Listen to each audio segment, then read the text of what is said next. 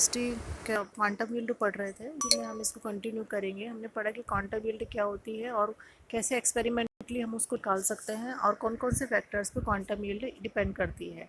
Quantum yield generally जो idol reactions होती है, यदि उसमें एक मॉलिक्यूल एक ही फोटोन का ऑब्जर्व करे तो क्वांटम यील्ड एक के बराबर होती है।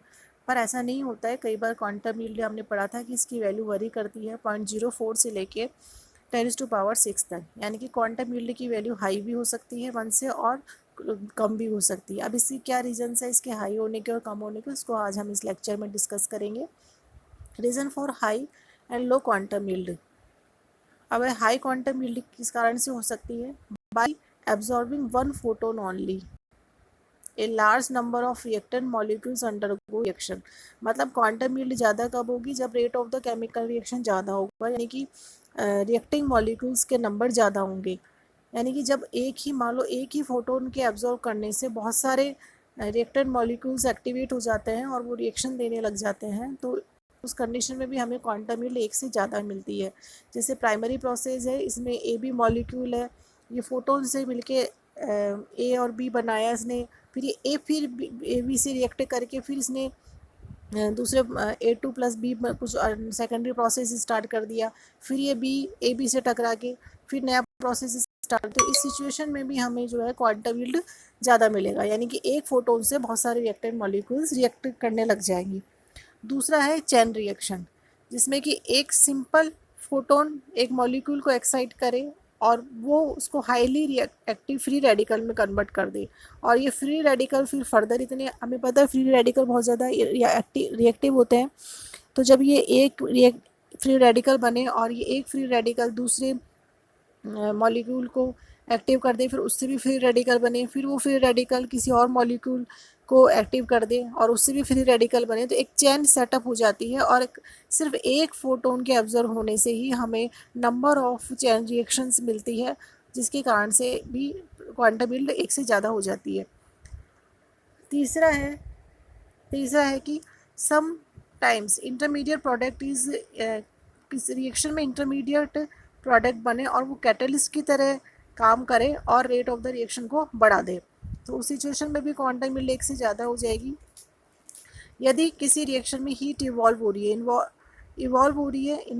है with in A which can activate other molecule.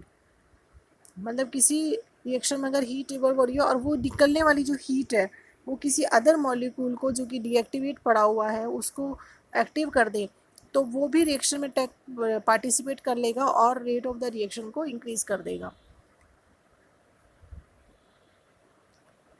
दूसरा है reason for low quantum yield. अब जैसे हाई क्वांटम यील्ड के रीजन है, वैसे ही लो क्वांटम यील्ड के भी रीजन है। लो क्वांटम यील्ड कब हो सकती है? जब रेट ऑफ द रिएक्शन कम हो जाए या नंबर ऑफ द फोटोन जो एब्जॉर्व हो रहा है उनकी नंबर ज़्यादा हो जाए।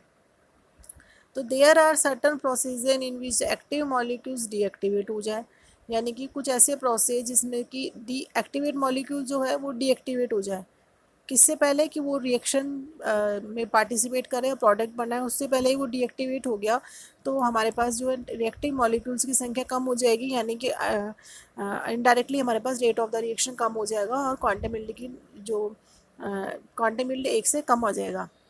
या फिर समटाइम एक्साइटेड मॉलिक्यूल्स में लॉस देयर एनर्जी, या फिर एक्साइटेड मॉलिक्यूल्स जो है वो अपनी एनर्जी को लॉस कर दे, एनर्जी को कम कर दे किसी अनएक्साइटेड मॉलिक्यूल से टकराकर अपनी एनर्जी को वहाँ डिस्ट्रीब्यूट कर दे और उसमें इतनी एनर्जी बचे ही नहीं कि वो अब फिर आगे रिएक्शन में पार्टिसिपेट करके प्रोडक्ट दे सके, तो इस कंडीशन में क्वांटम यील्ड कम हो जाएगी।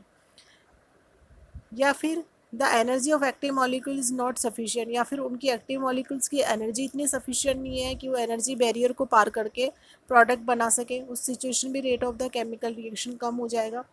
या फिर प्राइमरी प्रोसेस जो होता है, प्राइमरी प्रोसेस क्या होता है? जिसमें कि मॉलिक्यूल फोटोन एब्जॉर्व करके एक्टिवेटेड मॉलिक्यूल बनाता है, तो ये जो प्रोसेस होता है इसको हम प्राइमरी प्रोसेस बोलते हैं। यदि ये प्राइमरी प्रोसेस रिवर्स हो जाए तो आगे हमें रिएक्शन जो सेकेंडरी प्रोसेस से जो हमें प्रोडक्ट मिलता है वो रिएक्शन नहीं हो पाएगी, सो उस सिचुएशन में भी क्वांटम यील्ड कम हो जाएगा। या फिर जो डिसोसिएटेड स्पीसीज में recombine so as to give low quantum, मतलब जो डिसोसिएट मॉलिक्यूल थे, स्पीसीज थी, वो अगर रिकम्बाइन हो जाए, प्रोडक्ट में नहीं चेंज हो और रिकम्बाइन हो जाए, तो उस सिचुएशन में भी हमें क्वांटम यील्ड कम मिलेगा। जैसे कि एग्जांपल हमने दे रखा है H2 plus Br2 is equal to 2HBr, इसमें क्वांटम यील्ड होती है 0.01। वैसे ही H2 प्लस Cl2 में जो क्वांटम यील्ड होती है वो 10⁵ होती है, यानी कि हाई होती है। और H2S gives to H2 plus sulphur, इसमें क्वांटम यील्ड 1 होता है। वे फोटो सेंसिटाइज्ड रिएक्शंस, ऐसी रिएक्शन जिसमें कि हम small amount of other molecules add कर देते हैं जो कि लाइट को एब्जॉर्ब करते हैं खुद, और फिर इस लाइट को वो रिएक्टिंग मॉलिक्यूल्स को ट्रांसफ़र कर देते हैं, जिससे कि रिएक्टिंग मॉलिक्यूल्स फिर रिएक्शन करके प्रोडक्ट देते हैं। इसे ऐसी वाली रिएक्शंस को हम बोलते हैं फोटो सेंसिटाइज रिएक्शन। और जो हमने अदर पार्टिकल ऐड किया था जिसने कि लाइट एब्जॉर्ब करी थी, लाइट का ट्रांसफ़र किया था, उसको हम बोलते हैं फोटो सेंसिटाइज़र। ये फोटो सेंसिटाइजर क्या होता है, रिएक्शन में पार्टिसिपेट नहीं करते हैं, खाली ये लाइट एब्जॉर्ब करते हैं और अपनी जो लाइट है उसको रिएक्टिव मॉलिक्यूल्स को ट्रांसफ़र कर देते हैं। Role of photosensitizer in a photochemical reaction, ये क्या करते हैं, सिर्फ लाइट को एब्जॉर्ब किया, एक्साइट हुए, अपनी जो लाइट थी उसको पास किया किसको, रिएक्टिंग स्पीसीज़ को, उनको एक्टिवेट कर दिया, खुद ये ऐसे कैसे एज इट इज़ रह गए, फिर रिएक्टिंग मॉलिक्यूल्स ने अपना प्रोडक्ट बना के केमिकल रिएक्शन को कंप्लीट किया। फोटो सेंसिटाइजर और कैटलिस्ट में डिफरेंस होता है। कैटलिस्ट सिर्फ उन्हीं रिएक्शंस, मतलब किसी रिएक्शन को स्टार्ट नहीं कर सकते हैं कैटलिस्ट, सिर्फ ये रेट ऑफ द रिएक्शन को, एक्टिवेशन एनर्जी को कम करके रेट ऑफ द रिएक्शन को बढ़ा देते हैं और खुद अनचेंज्ड रहते हैं। फोटो सेंसिटाइजर जो होता है रिएक्शन को इनिशिएट करते हैं, लेकिन ये भी रिएक्शंस में पार्टिसिपेट नहीं करते हैं। जैसे हमने मरकरी लिया, मरकरी यहाँ पे फोटो सेंसिटाइज़र है, इसने लाइट को ऑब्जर्व किया, खुद एक्टिवेट हो गया, फिर एक्टिवेट होने के बाद इसने रिएक्टेंट मॉलिक्यूल को अपनी एनर्जी दी और उसको एक्टिवेट किया और खुद एज इट इज़ रह गया मरकरी मॉलिक्यूल। उसके बाद ए ने अपना प्रोडक्ट दे दिया। ऐसा किस लिए होता है, हम इसको एनर्जी डायग्राम से समझते हैं कि एनर्जी ट्रांसफ़र इन फोटोकेमिकल रिएक्शन। देखो, सबसे सेंसिटाइज़र जो होता है वो हमें कहते हैं कि ये डोनर है, और रिएक्टेंट मॉलिक्यूल जो है हम उसका एक्सेप्टर मानते हैं। सेंसिटाइज़र का जो S0 यानी सिंगलेट ग्राउंड स्टेट है, S1 सिंगलेट एक्साइटेड स्टेट है, और T1 यहाँ पे ट्रिपलेट एक्साइटेड स्टेट है। तो डोनर ने एनर्जी फोटोन लिया और ये एक्साइटेड स्टेट पे पहुँच गया, फिर ISA ने इंटर सिस्टम क्रॉसिंग से ये T1 पे आया। क्यों आया S1 से T1 पे, क्योंकि triplet state is the more stable then the singlet state.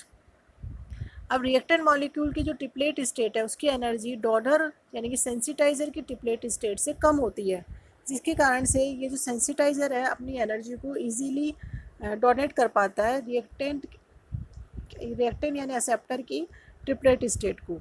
जैसा कि यहाँ पे हमने दिखाया भी, पहले डोनर ग्राउंड स्टेट पे था, फोटोन लिया, सिंगलेट स्टेट पे आया, ISC से प्रोसेस से ये ट्रिपलेट स्टेट पे आया। अब ट्रिपलेट स्टेट से इसने अपनी एनर्जी को ट्रांसफ़र कर दिया ए को, जहाँ से ये खुद तो डीएक्टिवेट हो गया और इसने रिएक्टेंट स्पीसीज़ को एक्साइट कर दिया।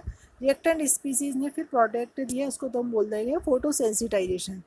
और यदि जब एनर्जी को देता नहीं किसको, रिएक्टेंट मॉलिक्यूल्स को, तो आगे रिएक्शन नहीं होती, और यदि खुद प्रोडक्ट दे देता तो इस रिएक्शन को हम बोलते हैं क्वांचिंग, मतलब। और इस सिचुएशन में फिर हम डोनर को बोलेंगे क्वांचर, यानी कि क्वांच कर दिया इसने, रिएक्शन को होने नहीं दिया, रोक दिया उसको होने से, जो डिज़ायर्ड प्रोडक्ट हमें मिलना चाहिए था फोटो सेंसिटाइजेशन से वो हमें नहीं मिल पाया। तो ये कंप्लीट इसका डायग्राम है energy transfer in a photochemical reaction.